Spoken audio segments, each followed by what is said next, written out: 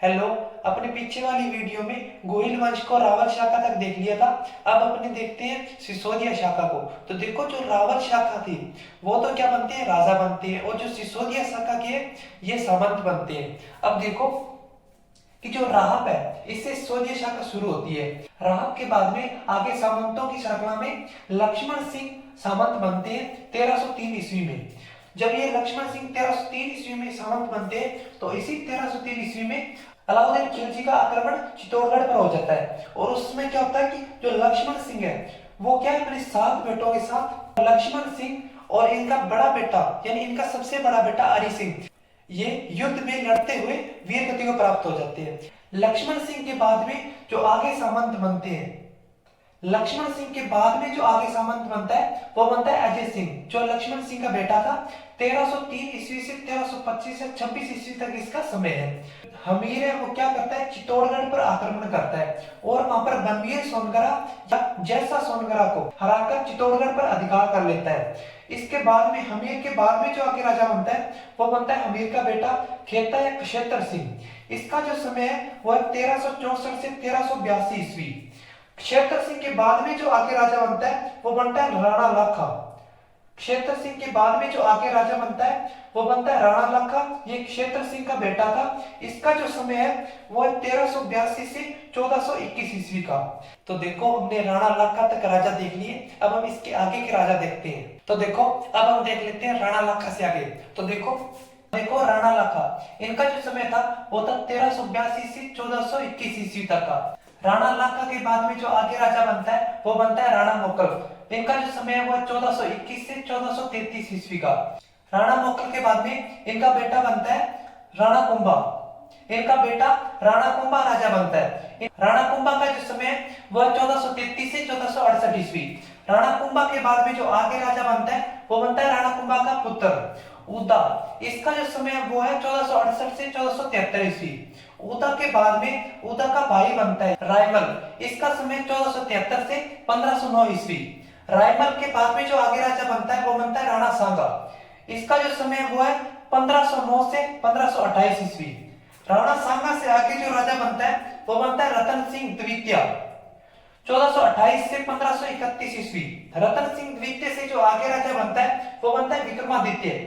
इसका जो समय है वो है 1531 से 1536 ईस्वी। अब देखो, विक्रमादित्य के आगे जो राजा बनता है वो बनता है बनवीर। ये विक्रमादित्य का भाई था। बनवीर का जो समय है वह 1536 से 1537 या 1540 ईस्वी।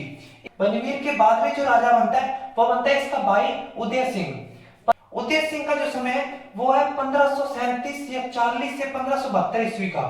उदय सिंह के बाद में इसका पुत्र महाराणा प्रताप। इसका जो शासन है, इसका जो समय है वो 1572 से 1597 ईस्वी। महाराणा प्रताप के जो आगे शासक बनता है, महाराणा प्रताप के जो आगे राजा बनता है वो बनता है इसका बेटा महाराणा अमर सिंह।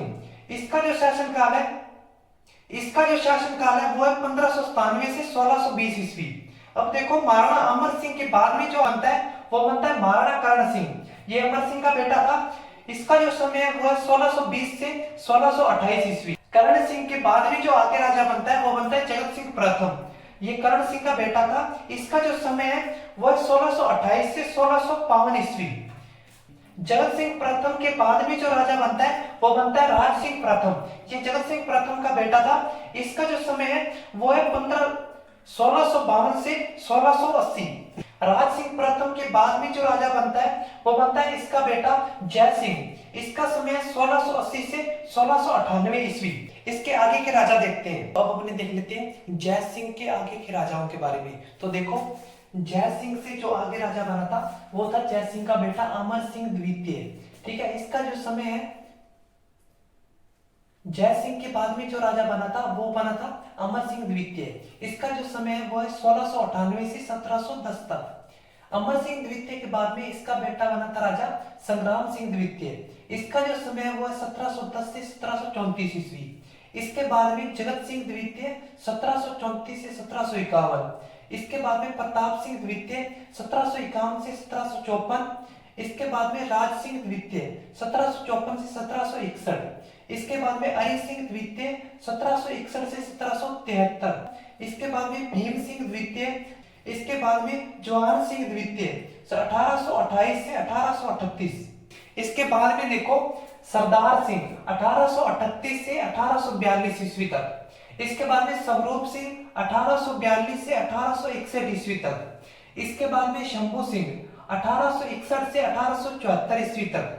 इसके बाद में सज्जन सिंह 1874 से 1884 ईस्वी तक। इसके बाद में फतेह सिंह 1884 से 1930 ईस्वी तक। और फिर लास्ट में भोपाल सिंह, और फिर लास्ट में भोपाल या भोपाल सिंह 1930 से राजस्थान के एकीकरण तक, यानी 1930 से लेकर राजस्थान के एकीकरण तक भोपाल या भोपाल सिंह मेवाड़ के राजा थे। तो हमने मेवाड़ के गोहिल वंश की वंशावली को देख लिया और अब इसे हम डिटेल से पढ़ना शुरू करेंगे, यानी एक एक राजा के बारे में डिटेल से पढ़ना शुरू करेंगे।